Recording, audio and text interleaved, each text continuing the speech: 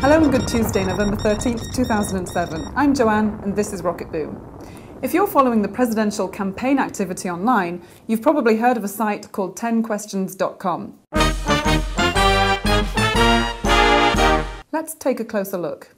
Anyone can upload a video with a question for one of the candidates and then anyone can vote on the questions. Here's the leading question as of today, one likely to be addressed to one or maybe all of the presidential candidates who are willing to partake. And so far, both John Edwards and Ron Paul have confirmed their participation. Do you think that our voting system is broken? If elected president, what are you going to do about that on the first day in office? And thirdly, do you think we should revisit the decision made in 1845 to make the Tuesday after the first Monday in November official election day here in the United States? We at Rocketboom helped out with the 10 Questions website.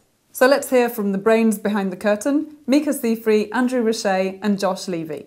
The CNN YouTube debate happened in July, and we started thinking, what can we do to make this format better? And we started planning it over the following couple of months.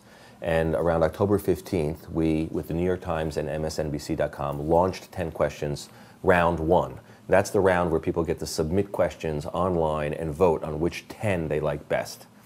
Then after that 4-week period ends, which will be next week on November 17th, we'll be able to then take the 10 questions and present them to the candidates. The candidates then have 4 weeks to respond using online video as well.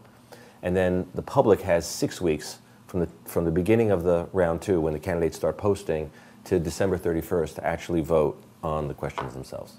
You know, one of the problems with politics as it's done through television is that it's all one way. There isn't really a way for voters to talk back. And there's, very weak feedback loops to get the candidates to be responding.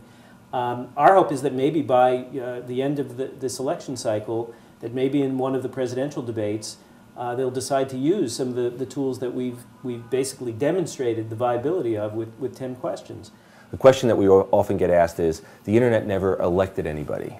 Well, someone should be talking to George Allen, who had the misfortune of using the word macaca and having it caught on video, and is no longer not only a senator but a presidential candidate because the internet actually elected his opponent, Jim Webb, as a result of his comments.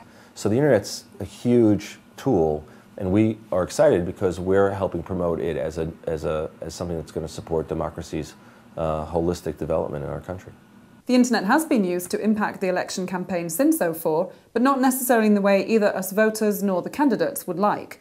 Online content can always be put to scandalous use, but let's hope to see more of a real exchange that furthers the political dialogue and helps bring politics back to the people.